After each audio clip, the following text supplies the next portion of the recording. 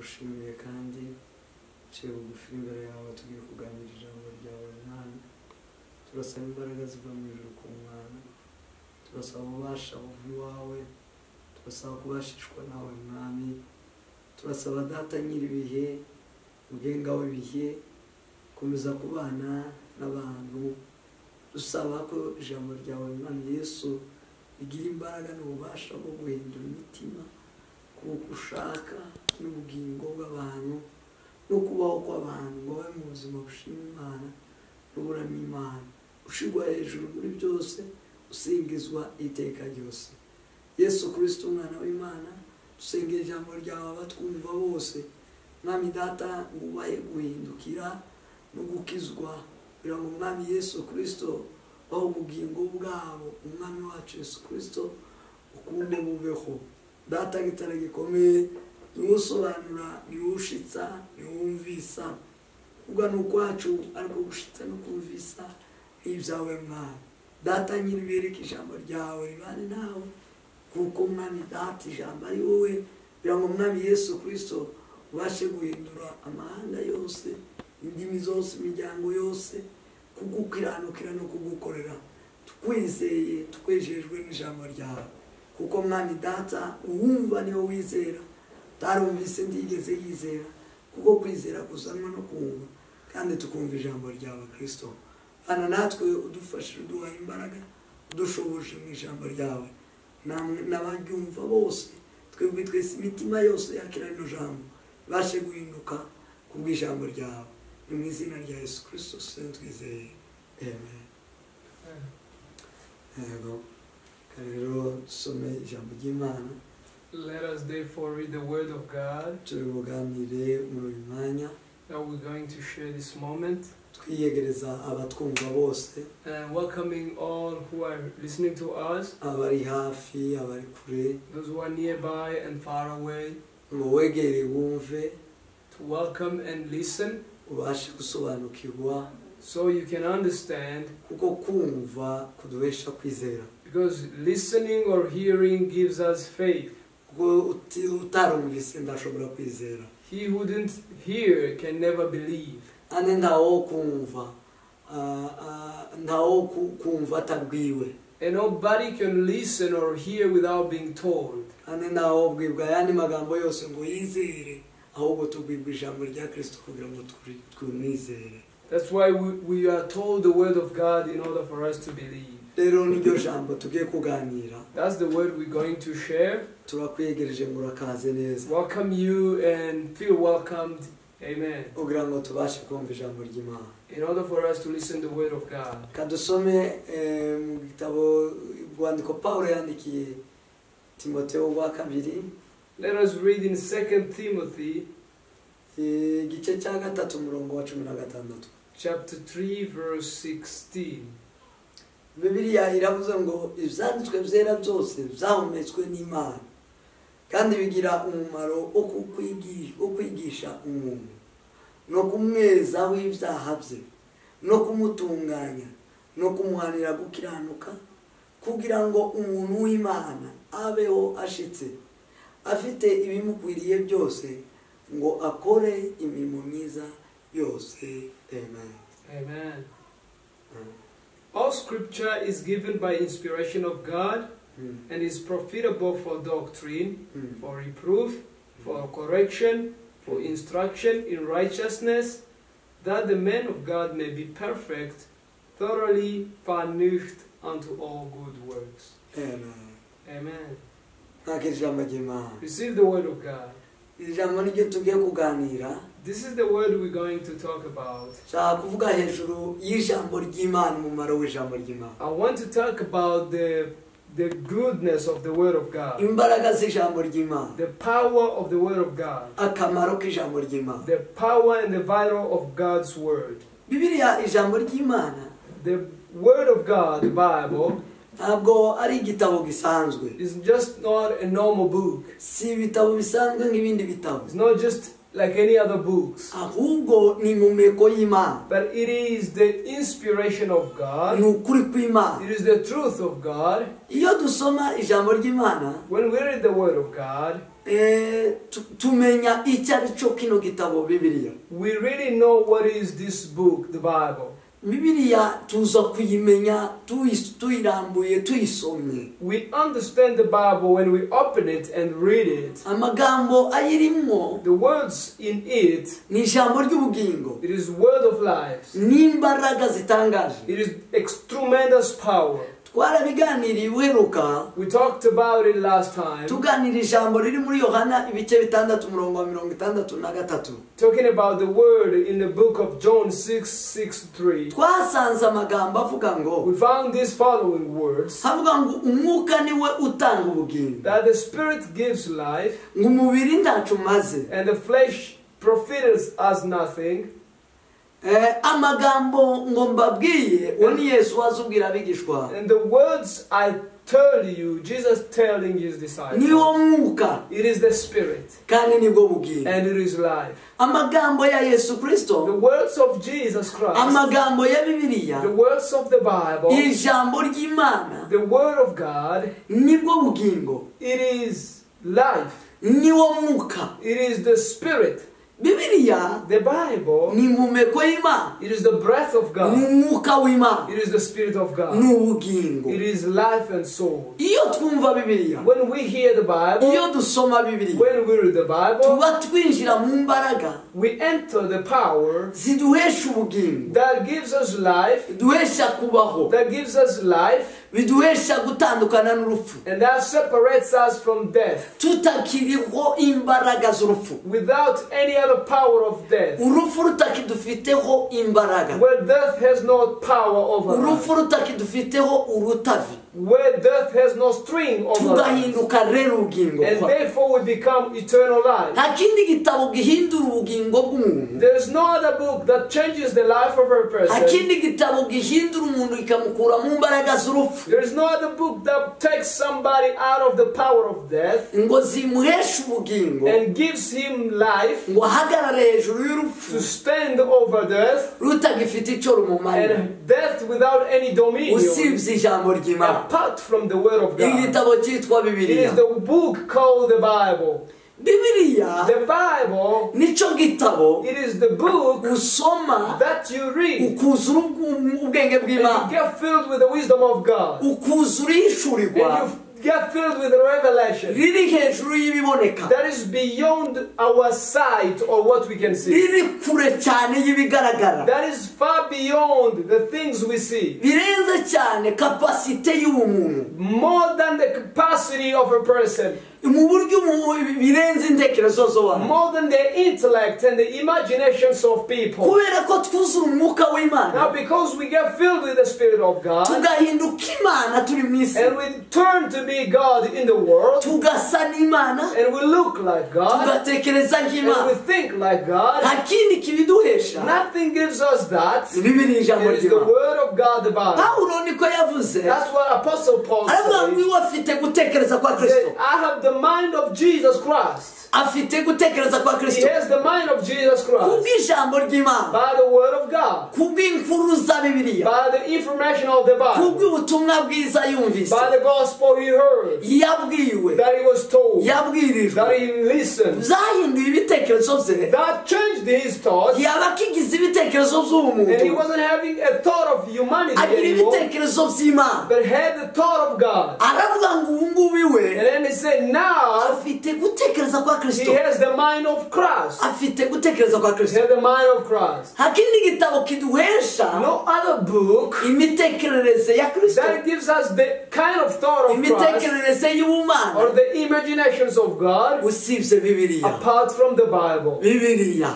The Bible, impumeko y'Imana, the breath of God, igitabo gikomeye the powerful book mu isi, in the world. nicyo gitabo cyonyine That is the only book gifite imbaraga gikwira mu moko yose, that has the power to go over all mu languages, ndimi zose, and translated in all mu nzego languages zose. and in all levels. Bibiliya ijambo ry'Imana The word, the Bible, ryegera abakomeye it gets to powerful men, bakaryumva, they hear it, ryegera aboroheje go to the low people, bigakunda bakabana, the simple people, they hear it and rikabana n'abakuze, it goes to the old ages rikabana and n'abatoya, to the younger ages. ribana n'ingero zose, It is fitting in all mu levels, ndimi zose, in all languages, mu gihe cyose. in all times. Bibiliya The Bible, ni imbaraga. it is power. Amen. Amen. Amen. Hallelujah. Iyo dusoma Bibiliya ijambo ry'Imana, When we read the word, the Bible, the word of God,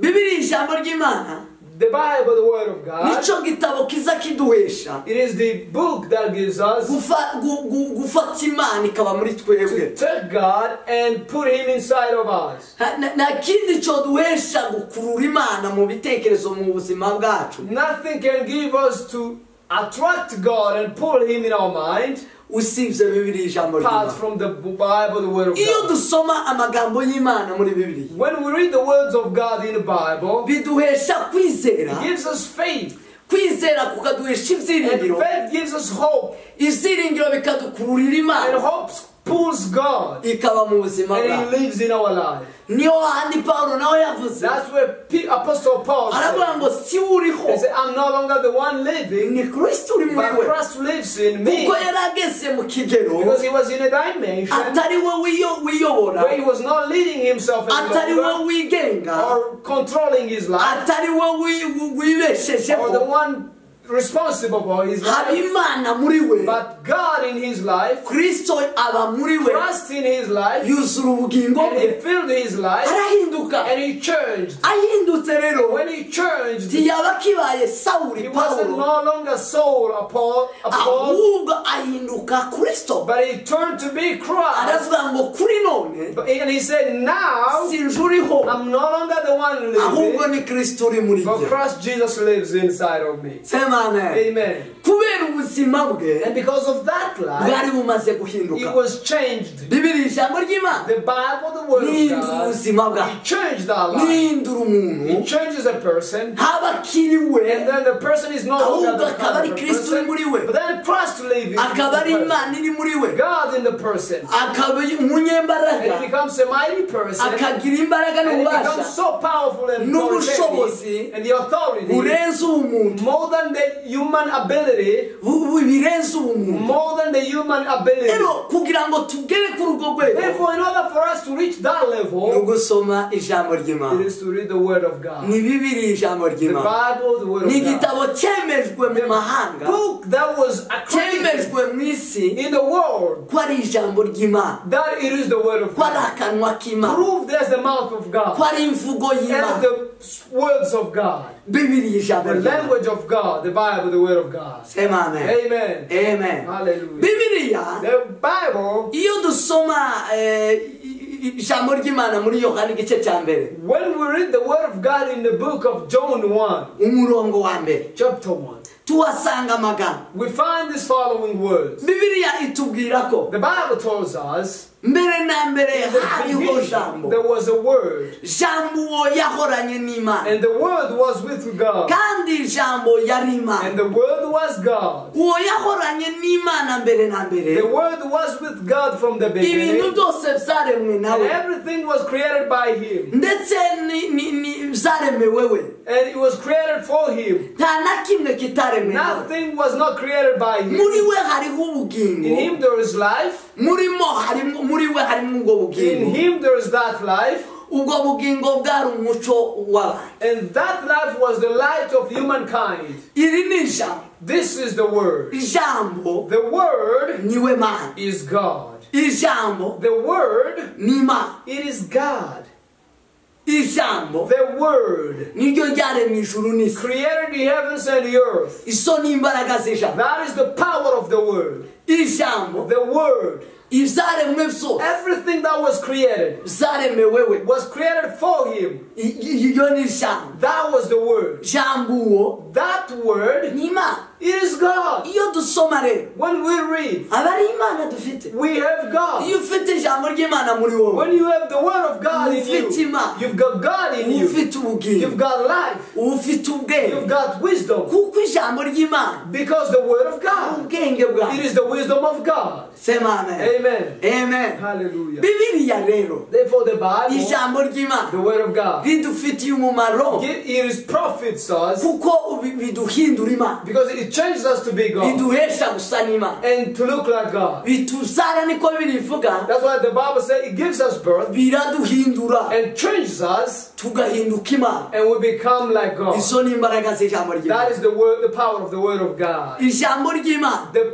word of God n'ubwenge bw'Imana is the wisdom of God. Pawulo aravuga ngo Apostle Paul says ijambo ry'Imana ngo rigwire rigwishe that ubwenge the word of God be filled and full inside of you. ubwo ijambo ry'Imana ryinjira muri twe The more the word of God enters us, ubwo dusoma ijambo ry'Imana the more we read the word of God, ryinjira muri twe riduha it ubwenge answers and gives us wisdom. ryinjira muri twe riduha ubumenyi It enters us and gives us knowledge. ryinjira muri twe riduha gutekereza Gets in us and gives us the knowledge. ryinjira muri twe rituzanira umuco It brings us light in our life. tugahinduka umuco And we become that light. tugahinduka umuco And we become the light. tukamurikira isi And we shine in the niho world. Yesu yabwiye abigishwa That's what Jesus said arababwira mu gice cya gatanu Matayo in 5 Matthew. arababwira ngo muri umuco He w'isi said, you are the light of the world. kubera ijambo ry'Imana Because of the word of God. kubera rituzanira Imana muri Because it brings God in us. duhinduka umuco we Become the light of the world. ubwenge dufite The wisdom we've got. bugatanga umuco It gives light. bugatanga umurongo It illuminates and gives light. usoma Bibiliya ijambo Every ry'Imana person that reads the word of God, the wumva rino Bible, jambo and akarikomeza listen to this word Bibiliya and hold on ntibivuga to it. ngo azagereranwa n'umunyabwenge The Bible says compared to a wise person, usoma Bibiliya ijambo ry'Imana the person who reads the word ufata aya magambo and takes this word akayumvira and takes hold of wahwanye it. n'umunyabwenge He is compared to a wise person wubatse ngo inzu ye ku rutare who built his house on a rock, ngo yubatse ku and rutare after building the house on a rock, imvura iragwa the rain came, umuyaga the urahuha storm came, umuvura and the atera wind and the storm ngo came, zose bigwa kuri ya and nzu all fell on the house, ngo ntiyagira and ikiba it never shook. inzu ntiyagwa Nothing happened to the kubera house. iki Why?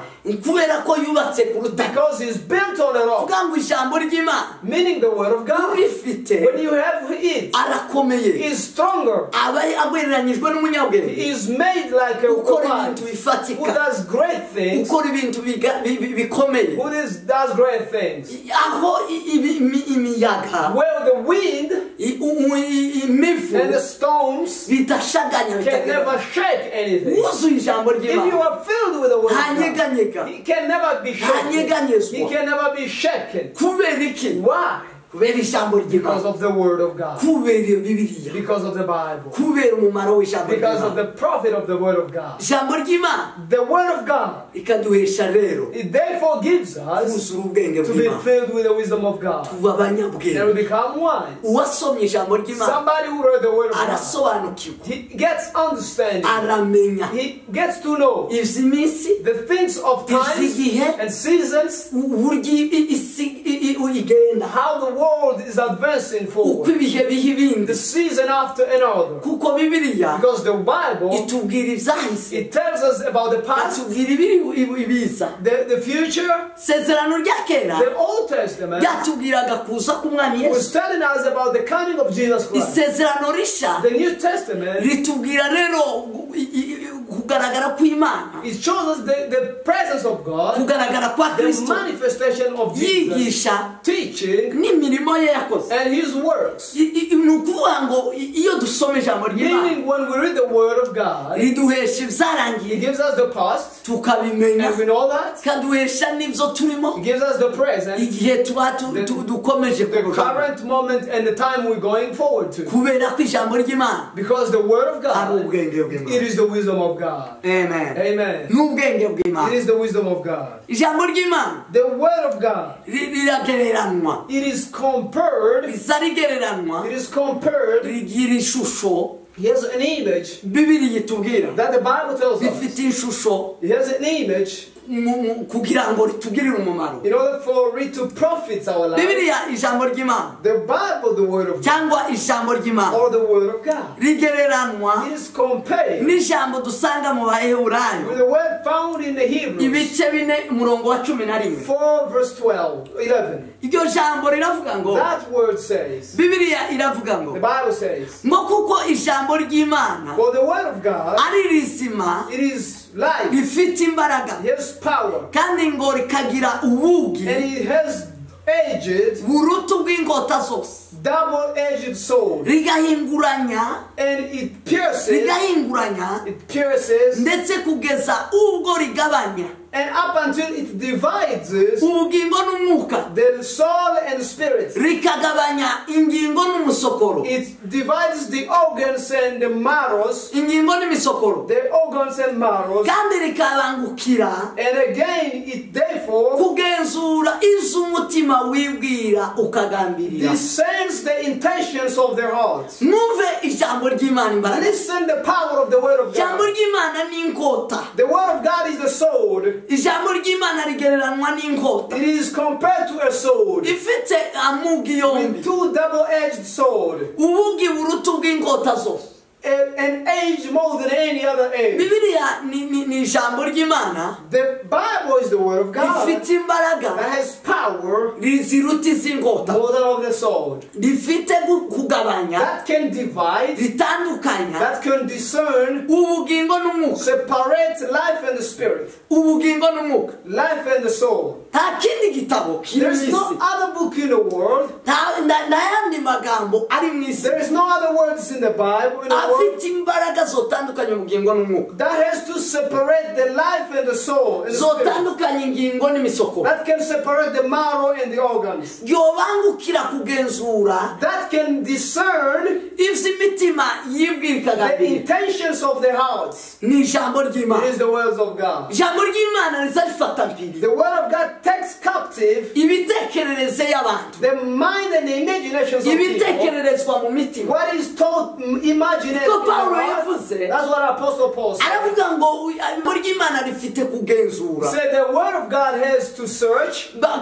Avuga ubutumwa He said the gospel. kugira ngo babashe kugomororera Kristo In order for Jesus to be released imitima yose, in all hearts duhindura imitima. and change their hearts. Ijambo ry'Imana rifite The imbaraga Bible, the word of God has power ryo kwinjira mu to mutima enter in the heart rikaza ritandukanye, and separate. niryo rikiza ubugingo, It serves life. niryo ryinjira mu bugingo, It enters the soul. niryo ryinjira mu mwuka, It enters the spirit. niryo ryinjira mu ngingo, It enters the organs. niryo ryinjira mu misokoro, It enters the marrow rigatandukanye. and separates everything. Ijambo The ry'Imana, word of God. ijambo ry'Imana The word of God rifite imbaraga, has bavandimwe. power. brothers. Rifite imbaraga. It has Iyo power. urisoma, When you read it, iyo uriha umwanya, when you give time You to take it, it. when you think about iyo it, uritekereza, when you think about it, rifite imbaraga, it has power. rifite imbaraga It has power yo kubasha kwinjira to enter mu ngingo z'umuntu, in the organs of a person zigahinduka, and changes zigahinduka and change everything. ingingo z'umuntu The organs of a person zigakora iby'ubushake bw'Imana. does the will of God. Niryo rigera mu mutima That's what enters the heart rigafata rigahindura and imitekerereze. changes the mindset. Iyo umuntu yinjiye mu ijambo ry'Imana When a person receives the word of aza God, ahindura imigambi, he changes the plans. aza ahindura He imigambi. changes the plans. Icyo gituma Bibiliya ivuga That's why the Bible ngo says twizeze Imana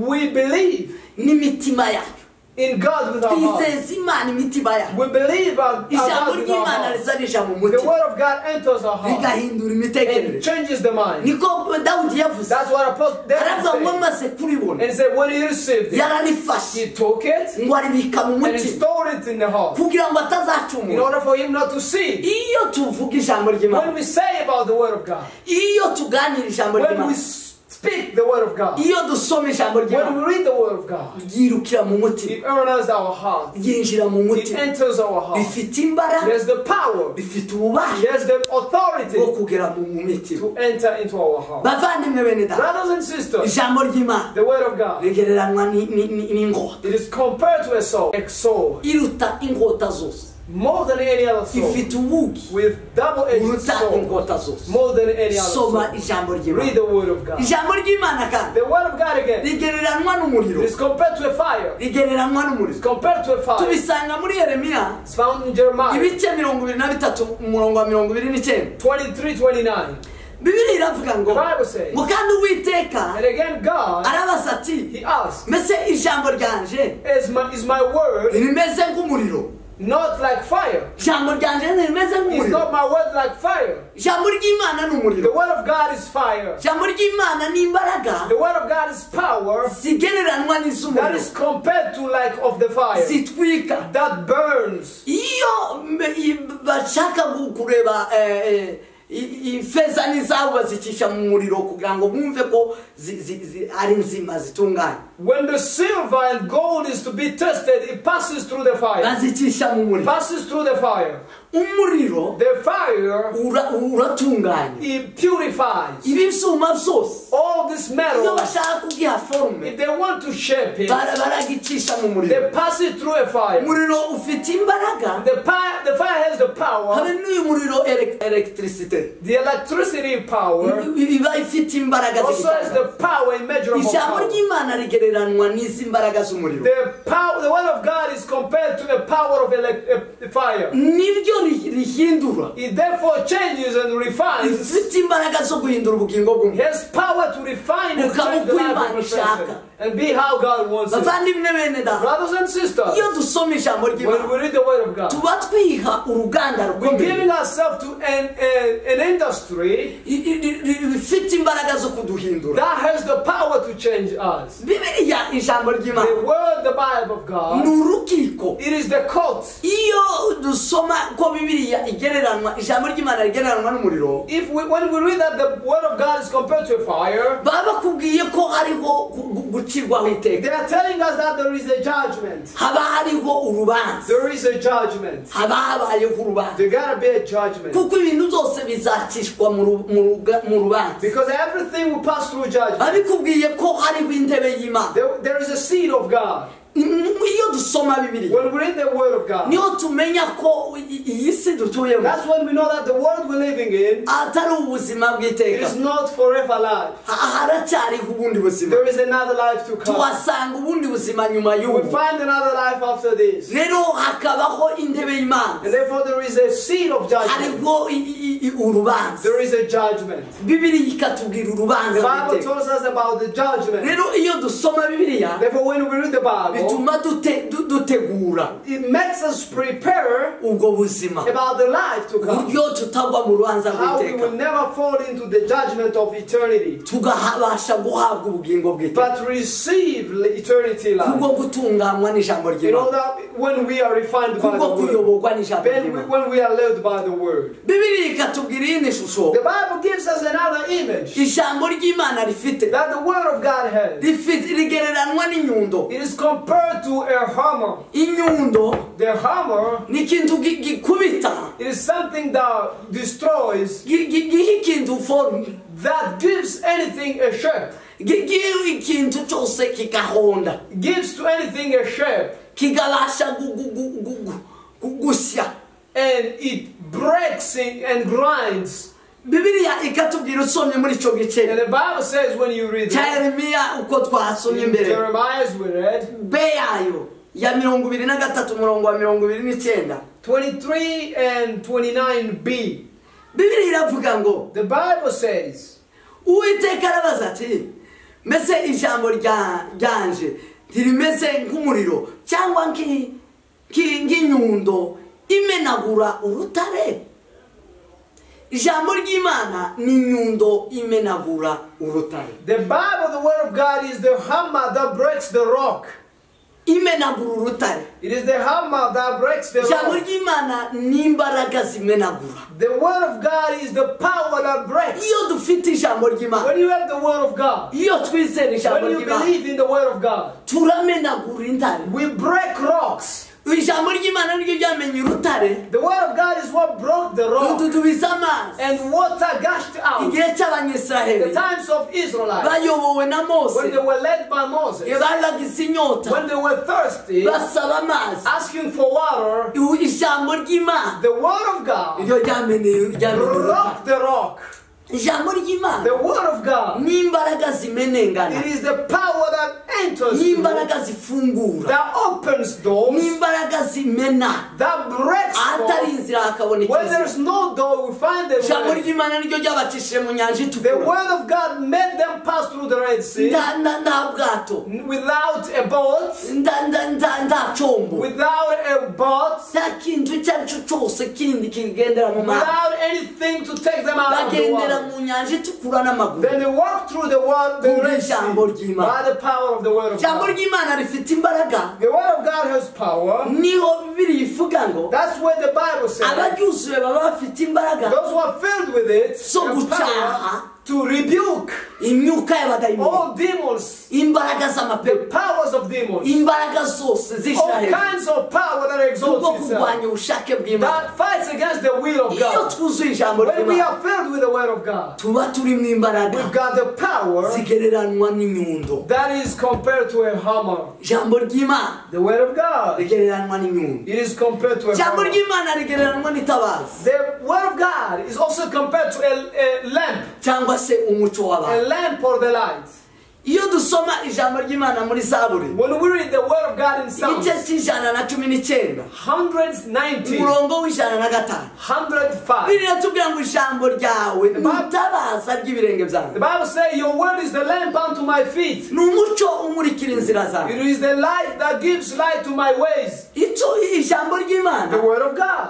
ni itabaza It is the lamp. rigereranwa It n'itabaza is compared to a lamp. rigereranwa n'umuco It is compared to a light rimurikira that shines ibirenge byacu to our feet. umuntu wese wuzuye ijambo Every ry'Imana person with the word of God ntazasitara will ntabwo never niko Yesu yavuze stumble. That's what aravuga Jesus ngo said. umufite And he said, whoever has him, wakira Kristo whoever receives wakira Jesus, ijambo whoever ry'Imana receives his word, uwo nguwo that person aba ari mu muco is in the light. aba ari mu muco He is in the light. ntazagendera mu He mwijima will na gato never walk in darkness. ntabwo azagwa He will never fall kuko amenya iyo ava because he knows where he's coming amenya from n'iyo aja and where he's going. amenya He gutandukanya knows to differentiate iby'umwijima the things n'iby'umuco of darkness and of light, ibyiza the n'ibibi good and bad. azi kwiyoriya He knows how to orient azi himself. guhitamo He knows how to choose kubera umuyitabaza because of the light. kubera umuco Because of the light. afite guhitamo He has the Bibiliya iratubwira ngo imbere yacu The Bible said before us, yashize inzira zibiri there is two ways. ko Imana yabwiye Mose That's what God told hashize Moses. inzira zibiri There's two ways before you. inzira y'umuvumo The ways of cursing n'inzira and the y'umugisha ways of blessings. inzira y'urupfu The ways of death n'inzira and the y'ubugingo ways of life. ngo umuntu wenyine A person individually Ahitemo. will choose. ariko uwuzuye Imana But the person filled with God imuhitiramo ubugingo chooses life. imuhitiramo inzira y'umuco Chooses light. kuko guhitamo Because decision choosing, ni umuco it is light. ni ibiboneka It is what we can iyo see. twuzuye umuco When we w'Imana are filled with the light of iyo God, twuzuye ijambo when we ry'Imana are filled with the word, duhitamo we neza choose good. tuhitamo We neza choose good. tugendera mu muco We walk in the light. tudusita We don't stumble. tuba tubona We can see. tuba twumva We can hear. ibirenge byacu Our food tibisita don't stumble. tibisita They don't stumble. Tidusita. We don't stumble. tidukora We ibisa don't do see kubera ijambo ry'Imana because of the word of God. ijambo ry'Imana The word of ni God. umuco It is the light umurikira imitima that shines in our heart, umurikira inzira zacu that illuminates our tukagira path, inzira nziza and we got good direction. kuko Kristo Just as Christ niwe muco w'isi is the light of the niwe world, nzira n'ukuri He is the n'ubugingo way, the truth, and life. uri mu ijambo If you ry'Imana are in the word of God wumva ijambo and ry'Imana you hear the word of God, ahabwa Kristo he receives Jesus, ahabwa Imana he receives God, ahabwa he inzira receives the way. niwe abona inzira That way he sees the way, iyo nzira and that way ntazayiyoba you will never miss Usome being ijambo misled. ry'Imana. When you read the word of God, ntiyoyoba iyo you nzira can never be misled. Bibiliya iravuga The ngo Bible says inzira y'Imana the way of God, inzira ija ku the Mana way that ni leads to inzira God, yitwa kwitwa kwera. It is the way that is called holiness. It is the holiness way. Abayicamo The bose people that passes their life, n'abejejwe they are holy, purified people. ntizanyuramwo Nobody abakiranirwa. unclean people we Iyo can never twuje pass ijambo them. ry'Imana, When we are filled with the word, nibwo tuba tugeze mu nzira. we pass through. Iyo nzira ni Kristo. That way is Christ. Kristo niwe nzira. Christ is the way, Nukuri n'ubugingo. the truth and life. Awuzoja kwa data. Nobody will go to the Father Tamushaka. except through Ijambo Christ. ry'Imana The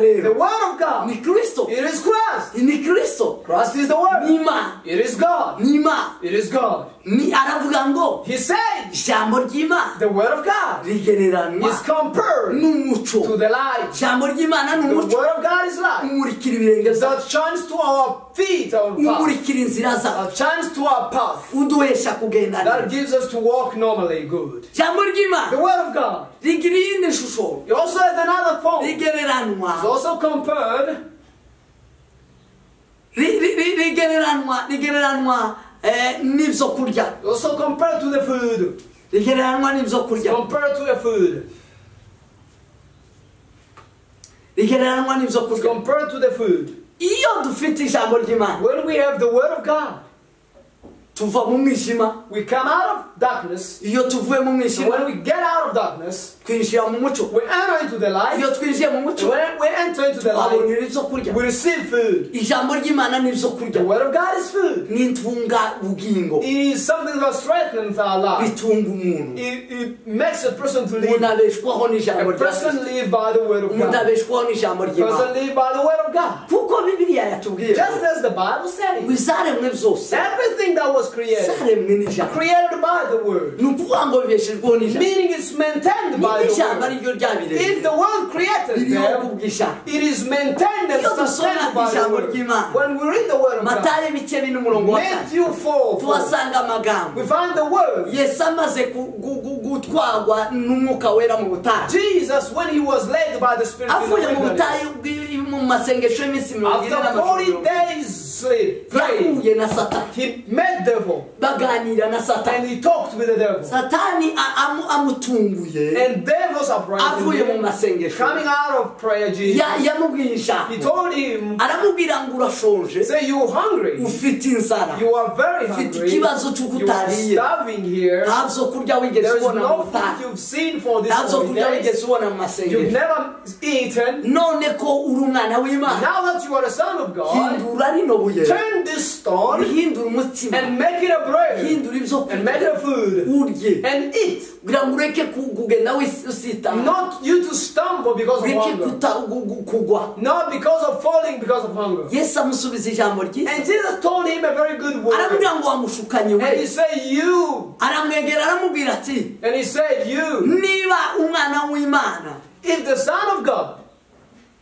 wamushukanye aramwegera aramubwira ati niba uri umwana w'Imana, And the devil told him, if you're a son of God, hindura umutsima, turn this hindura stone, ibuye umutsima. turn this stone to bread. Yesu aramusubiza And ati Jesus replied, haranditswe ngo it is written, umuntu ntatungwa n'umutima gusa, the person doesn't live by bread alone, ahubwo atungwa n'amagambo yose ava mu kanwa k'Imana. but by every word that comes from the mouth of God. Atungwa n'amagambo yose ava mu kanwa k'Imana. But with the word that comes from the mouth of Impumeko God. y'Imana, The breath of God, ijambo the ry'Imana word of God, niryo ritunga umuntu. it is what sustains Bavandimwe, us. Brothers and sisters, kubaho kwacu, are living. niba uriho none, If you live today, niba uhumeka if none, you're breathing today, uriho kubw'Imana, you live by God. uriho kubw'ijambo You live ry'Imana. by the word of God. Munsi ijambo ry'Imana The day that the word of God, rizovuga ngo ntubeho, that will say you're no longer going to live. wobaho. You can't live. Bibiliya iratubwira The ngo Bible says, ngo yasanze nigaragura mu ivata he ry'ibyaha, found me moving in sin. ngo anciyeho, And when he passed me ngo by, ambonye nigaragura and mu when he ivata, saw me moving, aravuga ngo baho mwana and he w'umuntu, said, live, O bone. baho mwana w'umuntu. Live, O son of man. Turiho kubw'ijambo rya Kristo, Live by the word of God. tituriho kuzo turya, We don't live by what we tituriho eat. kuzo We dutunze, don't eat by what we possess. tituriho kwaho We tutuye, don't live by where we live. turiho kubw'ijambo We live ry'Imana. by the word of God. Mwuka duhumeka, The spirit we breathe. nta wundi ugenzura, Nobody dictates ikindi it. kibugenzura Nothing dictates ni it. Kristo umwana It is w'Imana. Christ, the Son of the living God. Kubaho kwacu Our living ni ni igihe Imana It iduhaye is a time given by God. uriho kubwa You misiyo live by a mission wahawe n'Imana that you are given by God. uriho kubw'igihe You live temporarily Imana yashaka that God wants you to Bibiliya live. izitubwira ngo The Bible says, Yobu aravuga Job said, umwana w'umuntu the Son of God, umuntu wese wazawe n'umugore every person given birth by a woman, he lives for a small moment, kirimo imiruho full with agony and misery, agacibwa and then agakugwaho he comes out, arakenyuka he cuts his part of the world, he doesn't live eternally, he doesn't live for long, abaho ku gihe he lives temporarily, ariho ku gihe he lives aravuga ngo seasonally. Imana yamushyiriyeho igihe Then he said that God set a time ngo atabasha kurenga that he can never ngo nubwo cross. yabigenza ate Whatever he can do, Bibiliya the Bible ni ijambo ry'Imana is the word of God. niryo ritubeshejeho It makes us live. n'imbaraga It is the power zibeshaho umuntu that makes a person to n'ibyo live. kurya It is the food turya tukabaho we eat and live. ry'ijambo ry'Imana Eat the word of God, ukunda ubeho and then you will Yesu live. arababwira ngo Jesus told nije them, mutsima w'ubugingo I am the bread of life. undiye wese Everyone who will eat Ntazapfa me ukundi. will never die Azabaho anymore. iteka Will live forever. ijambo The ry'Imana word of God. ni ibyo kurya It is the byuzuye food. ni ijambo ryuzuye It is the food. umuntu yobeshwaho n'ijambo ry'Imana A person can ni live byiza by ko the twubaho word. It is good to live with the word of God. iyo umuntu abeshejweho n'ijambo If the ry'Imana person lives by the afite word, icyavuye mu kanwa k'Imana having what comes out of the mouth of God over his life, ku mubereho ye over his entire life, abaho ari he sekirize live with the security. aba ariho afite He sekirite live with the security kubera ko because afitwe n'ijambo he is with the word. ariho He kubw'ijambo lives by the word. ijambo ry'Imana The word of God. ni ubuzima It is life. ni ubuzima It is ni life. amagara It is life. ni amagara It is the life. umuntu abeshwaho n'ijambo ry'Imana The word lives by kuko the word. ntawobaho iminsi 40 Nobody can live 40 days, amajoro 40 40 nights atajya atanywa without eating and drinking, atari ijambo ry'Imana except by the Yesu power of the Kristo yari word. afite umubiri Jesus was having a ariko body, yateruwe n'umwuka but he wera was led by the ariryo Spirit, jambo which ry'Imana is the word of God. rimutunga iminsi 40 And it sustained him for 40 days and 40 nights atajya atanywa without eating and drinking, nta mutsima without bread, ntacyo kunywa without anything to drink. ariko arahumeka But he breathed aragenda and he walked arakomera and he was strengthened kubera ijambo rya because of the word of God. hari abagabo ba Mose There were like people like Moses. bagiraga iminsi 40 They spent 40 days, iminsi 40 49 n'amajoro and 40 49 kubw'imbaraga by z'ijambo the power of the word, kubw'ijambo by ry'Imana the power of the Abavandimwe, word. Brothers and sisters, mwumve ko turiho kubw'ijambo ry'Imana feel that we live by the ijambo word. ry'Imana rigereranwa The Bible is again considered and compared. rigereranwa The word of God is compared n'ibyo kunywa with a drink. ijambo ry'Imana The Bible, the word of God, n'amazi it y'ubugingo is the water of life. n'amazi The y'ubugingo water of life. n'amazi It is y'ubugingo the water of life. niko Yesu yabwiye That's what Jesus said wa mudamu w'i Samariya to the Samaritan woman. aramubwira ngo wasaba amazi And he said, if you can ask me amazi water, noguheza the water that I can give you, n'amazi akumara inyota it is the water that will finish your iyo thirst. turiye ijambo ry'Imana When we eat the word nta yindi nyota tugira and y'ubuzima drink it, we got no other tugira inyota thirst. y'ubugingo We thirsty for eternity. tugira inyota yo kubana We n'Imana thirst to live with God. tugira inyota yo gushaka mu maso We y'Imana thirst to seek the face of God. ijambo ry'Imana The word of God. ijambo ry'Imana The word of God. niryo riduhesha It's what gives us, riduhesha it gives us kugira ubuzima to live with life bufite that hers, bufite amagara life, bumeze neza that is well, tutagifite inyota y'iby'isi without being thirsty, dufite inyota y'ubwami bw'Imana but being thirsty of the things of heaven. ijambo ry'Imana The word of God rigereranwa n'imbuto also compared to a fruit. rigereranwa n'imbuto It's compared to a fruit. ijambo ry'Imana rigereranwa n'imbuto It's compared to a fruit. ikindi ijambo ry'Imana rigereranwa And again, it's compared n'amata to milk. usanga muri Petero We find that in the book of tukirwa Peter. byo kunywa while we're still speaking isanga about muri Petero giving, igice cya mbere umurongo wa it's 25 found in 1 Peter 25. biravuga ngo ariko ijambo ry'Uwiteka The Bible says, but the word of God ryo rizahoraho iteka will ryose live forever. kandi niryo jambo ry'ubutumwa bwiza And it is the word of the good news mwabwirijwe that you've heard. mwifuza amata y'umwuka Desire the milk, adafunguye abageze ku gakiza the sincere milk which brings you to ijambo ry'Imana salvation. niryo rizaritugeza ku gakiza The word of God brings us to igereranywa salvation. n'amata It's adafunguye compared to sincere milk. iyo turimori When we drink, ritugeza ku gakiza gakwiye brings us to ijambo great ry'Imana salvation. rigereranywa n'imbuto It is compared to a seed or fruit, imbuto nzima a good fruit. iyo dusoma muri Petero wa When mbere we read in the first book, ibice Peter icya mbere 23 1:23, kuko bibiri iravuga ngo the Bible says, kuko mwazawe ubwa kabiri for you were born, mutazawe n'imbuto ibora but not of the ubwo mwazawe incorruptible n'imbuto seed, itabora but incorruptible seed, mubiheshejwe n'ijambo ry'Imana rizima rihoraho given by the eternal word of God. ijambo ry'Imana n'imbuto The word of God is a seed. bavandimwe The brothers and sisters, ndagusaba kugira ijambo ry'Imana I mu want to mutima ask you to have the word of God. n'imbuto itabora It is a seed which is incorruptible. ijambo ry'Imana The word of God, n'imbaraga it is the power zigereranywa n'imbuto that is compared to a seed itabora that can never be rotten, izabana nawe which will live with you, izagera muri wowe which will enter you ikaguhesha kuvuka ubwa kabiri and give you the second birth, ikakuzara and gives you the birth, ikaguhindura umwana and w'Imana makes you the son of God. ukagira ADN And then you get the DNA y'Imana of God.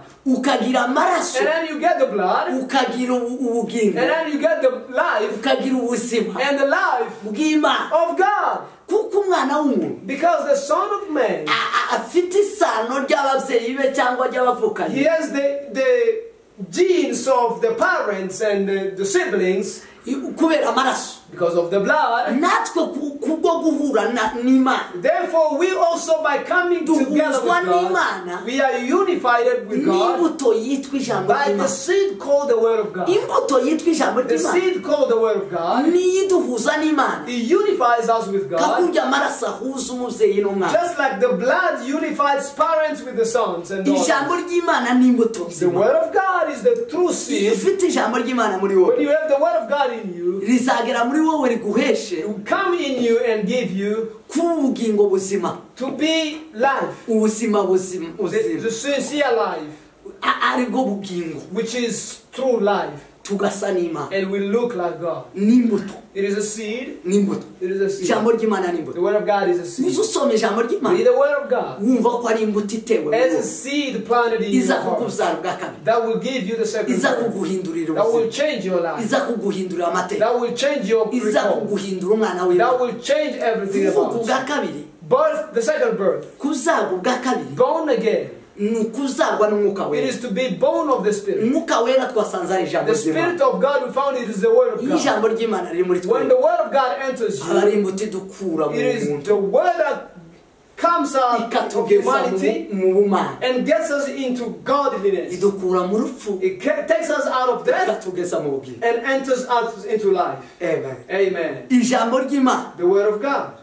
rigereranywa n'indorerwamo It is compared to a mirror.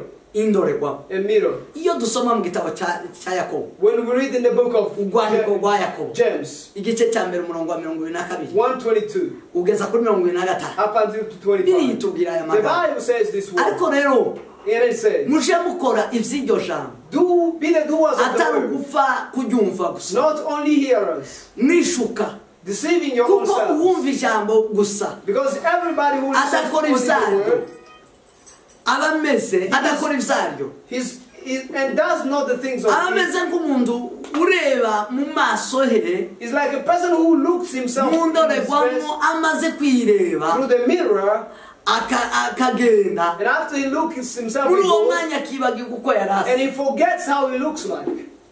ijambo ry'Imana The Word of God, ni indorerwamo it is a mirror. niho twirebera That's where we look ourselves. niho twibona That's where we see ourselves. ukibona uwo uriwe You see who you are. ijambo ry'Imana The Word of God.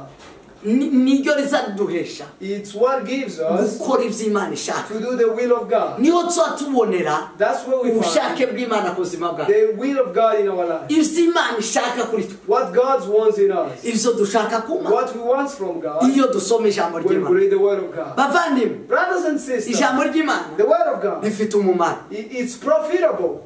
rifite umumaro. It is profitable. Umumaro w'ijambo ry'Imana The profits of God's Word, ni ukuduhesha it's to give us kuyikorera to work for Him kuko ubishaka, as He wants. ni ibiduhesha It gives us the kuba power ab'Imana yaremye to be the workmanship of God banezeza Imana, who pleases Him bahimbaza Imana. and worships Him. Tudari mu ijambo ry'Imana If we don't live in the Word, titwoba muri izi nshusho zirindwi we can never be in these 7 images tuvuye kuvuga that we just spoke, Bibiri iduheza, that the Bible describes, kuko nibwo bushake because bw'Imana, that's the will of God. n'icyo Imana That's idushaka. what God wants from us. Bibiliya The Bible, ni ingirakamaro it is mu profitable buzima bwacu. in our lives. Bibiliya The Bible, ni igitabo it gikomeye is a powerful book, kurusha ibindi bitabo more than byose. any other book. Bibiliya The ni Bible, igitabo cy'ingirakamaro it is a vital book ku buzima bwacu of our lives turi mu isi, when we are in the world. kuko Again, gifite inkuru it has information ivuga iby'ubuzima bw'Imana, that says about the life of God, ivuga iby'ubushake that bw'Imana, speaks about the will of God, ivuga ibyo guhinduka, that speaks about the change, duhinduka uko Imana to ishaka, change and be like God ivuga wants. iby'imihindukirire It talks about the changes twohindura isi. that we can change and bring in Kabugami the bw'Imana. world. The world make it a world, a Bibiliya. better place. Bibiliya The word Bible, ni igitabo it is the word kiduhesha guhinduka abana b'Imana, that makes us to be the children of God kuko twagiye tubisoma. as we read it. Bibiliya rero The Bible, ni igitabo it is a book kitumenyesha urukundo rw'Imana that shows us the love of God n'ubushake bwayo. and the will of God. Iyo usoma Bibiliya When you read the Bible, uba wawuhinduka, you change. uba wawuhindura, You are actually regenerating. uba wawuhindura, And you're changing the things ufite around imbaraga you. You've got the zo power guhinduka to change no guhindura. and to make things happen. Niho Bibiliya ijambo ry'Imana ryatubwiye, That's what the Bible, the Word of God Twasomye. said, what we read, aho twasomye where we read. Pawulo abwira Timoteyo, Apostle Paul telling Timothy, umwana we yabyaje ubutumwa, his own son in the gospel, amubwira aya magambo, and telling him these following words. amubwira ngo niyite And he said, ku ijambo ry'Imana. follow the words of God. Muri iki gihe In this ni moment, ngombwa ko twita ku ijambo it is ry'Imana. vital for us to follow the Yaramubwiye words ngo of God. yaza amubwira ngo igihe cy'imperuka He was telling about the end times. hazabaho ubuhenebere, There will be people falling. hazabaho ubuhenebere buteye ubwoba, There will be backsliding. hazabaho kugwa, There will be falling. hazabaho kunanirwa. There will be people Yeah. be getting down. Yaramubwiye ngo igihe cy'imperuka He said in the end times, hazabaho ibihe birusha, there will be hard times hazabaho ibihe abantu bazaba bakundira impiya, where people will love money, bikunda, loving themselves, bibona, proud of themselves, batukana, insulting, batumvira ababyeyi, not listening to their parents, indashima, not being, batarabera. and they will never be holy. Ibihe tugezemo The times we are in, ni ibihe it is times birimo ubuyobe bukomeye, with great misleading, birimo izaduka, great birimo ubutumwa bw'ibinyoma, rumors, gospel or false gospel. hariho ibihe byo kwikunda It is cyane. time where people love themselves. Ibihe twabigezemo Times we are in. ni ibihe kandi It is time again birimo gukunda impiya, where people love money. abantu bakunze impiya cyane, People love more money more than Bakuza any other amafaranga thing. cyane. Love money more than anything. ni ibihe It is time birimo kwirarira, where people they abantu bariraririye cyane. selfish. They are selfish. They are Iri ni ibihe sleeping. byo kwibona, It is time of byo pride. kwikakaza, It is time for abantu pride. bashaka ibyubahiro People cyane. want glory and honor. ni ibihe It is time birimo gutukana, where people insult. abantu baratukana People are cyane. insulting each other. ni ibihe byo kutumvira, It's time of abana ntibumvira disobedience. ababyeyi, Children don't obey abakristo their ntibumvira parents. ababayobora, Members don't obey ntabumvira their leaders. ababayobora. It is really hard. ni ibihe bikomeye, It is hard ni moment. ibihe by'indashima, It is time of abantu babayeho mu buzima butari people ubwo are not kunyurwa, contented. butari ubwo They gushimwa, are not content. ni ibihe bitarimo kwezwa. It is time of unholiness. hanyuma aramwandikira, And then he told iyo you, usoma iki gice cyose cya gatatu when you read all this urasanga ko ibyo chapter, bihe you find that bituma time. Pawulo aza kurangiza, and then as he was concluding, amubwira ati, and he told Timothy, Timote w'umwana wawe, Timothy my son, aramubwira ngo wegere Bibiliya, get closer to the Bible, soma ibyanditswe, read the Bible. aramubwira ngo ibyanditswe, The Bible nibyo bizaguhesha, will give you, bizaguha umumaro, will be profitable, bikwigisha, and teach you, bikwigisha, and teach you, bikwigisha, and teach you, bikwemeza, and convince you. nibyo bizoza bikwemeza That's what is going to convince you. ibyiza wihane, The sin, and ureke you will kutaba repent, uwera. and not be unholy. Bibiliya nizoza ikweza, The Bible will cleanse you iguhesha inama, and give you advices, iguhesha umumaro, and that is profitable, iguheshe kwezwa, and gives you holiness, ikwemeza ibyiza aho uzaba and will wakoze, convince you the sin, igutunganya, and will purify you, iguhanire gukiranuka. and will discipline you to be Bibiliya righteous. niduhesha The Bible gukiranuka, gives us righteousness. niduhesha gukiranuka. It gives us righteousness. Mudasomye Bibiliya, If we don't read the mutagize Bible, ijambo if we ry'Imana, don't have the Word of God, ibihe by'imperuka it is turizo, end time we are in, z'ubuhenebere bukomeye, of falling. tuwokirenga, You can't cross it. You tuzokirenga, can't cross it. uzokirengeshwa You only cross it yuko wasomye Bibiliya. when you read the Bible. Bibiliya izokwigisha, Bible will teach you, izakwemeza ibyiza will wakoze, convince you the sin, wihane, and you will repent. It will convince you to be uje mu righteous, gukiranuka. and you will enter the righteousness. Nicyo gitabo cyonyine That is the only book cyo guhesha gutambuka, that can cross cyo you, guhesha kurenga, give you to cyo cross, guhesha gutsinda can give you the power to ibihe go by'imperuka. beyond the times of ibihe end by'imperuka. times. Aramubwira ngo ni Bibiliya And he told him the Bible, nikugira umuntu w'Imana it makes you a person of God, ushitse. a man of God. Nidusoma Bibiliya When we read the Bible, tuzoba abantu b'Imana we'll be the children of God, bashitse, fitted, bashitse, bafite who have ibibakwiriye byose, every needed thing, babasha gukora imirimo and myiza. who can do good works. Unyine igituma imirimo myiza itagihari, The reason why we don't have good works, ni ukutagira ijambo ry'Imana, because we don't have the Word of ni God, ukudasoma Bibiliya. because we don't read the Bible. Musome Bibiliya, Read the Bible, bavandimwe bene data. brothers and sisters. Bibiliya ibe muri twe, The Bible lives in you. Bibiliya ijambo ry'Imana riba muri twe, When the Bible lives in tuzoba abantu you, bashitse, we'll be fitted men, bafite ibibakwiriye, having every needed bakora thing, imirimo who myiza, does good work, bashikira buzuza who can feel iby'ubushake the will bw'Imana. of God. Soma Bibiliya, Read the Bible. soma Bibiliya, Read the Bible. soma ijambo Read ry'Imana. the Word of God. Bavandimwe bene Brothers data, and sisters, iryo ni ryo jambo that was the narazanye. word I brought to you. Abantumva bose All who are listening abari to hirya no me, hino, here and twite there, ku ijambo ry'Imana. follow the Word of God. Ni ijambo ry'abakire, It is the word for ni rich ijambo people. ry'abakene, It is word for ni poor ijambo people. ryose It is the word rihindura ubuzima bw'umukire, that can change rihindura any ubuzima lives, bw'umukene. poor and Ni rich. ijambo ry'Imana It is the word of God. ry'umukuru n'umuto. To older and younger. Ijambo It is ry'Imana the word ni ry'utuye mu isi to wese, everybody living in the world. rirakomeye, It is powerful. rifite imbaraga zo kuduhesha It has the power gutsinda ibihe to by'imperuka. give us to conquer the end times Tituba abatukana, and not insult tubabirarira, or people tubabibona, sleeping, pride, tubabikakaza, or people that with tubabakunda pride, impiya, people who loves money, tubabayobwa nabyo, people who are not led by tuzoyoborwa n'ijambo them, but ry'Imana. led by the word of God. Mani baha umugisha, God bless you. mani bagire neza. God bless you. Murakoze cyane. Thank you so much. Kadushime Imana. Mwamushimwe kubw'ijambo ryawe. Himbazwe iteka ryose Yesu Kristo. Ijambo ryawe rigira imbaraga n'ububasha kuba rishikira bose.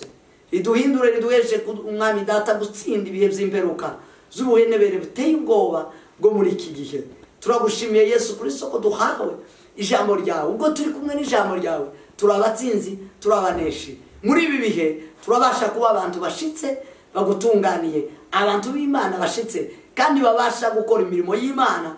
Mwami data nguko ubushake bwawe buri, imirimo myiza yose tukabasha kuyikora muri ibi bihe by'ubuhenebere bikomeye by'imperuka. Urakoze Yesu waduhaye ijambo, urakoze Yesu wabitumenyesheje, urakoze Mwuka Wera w'Imana ubiduhishurira, urakoze Mana nzima, izina ryawe rihabwe icyubahiro kubw'ijambo ryawe. Reka abantu bose bumve inyota bashaka ijambo ryawe, bagendana ijambo ryawe kugira ngo batungane. Mu izina rya Kristo Yesu senze twizeye, amen. Barikiwe sana.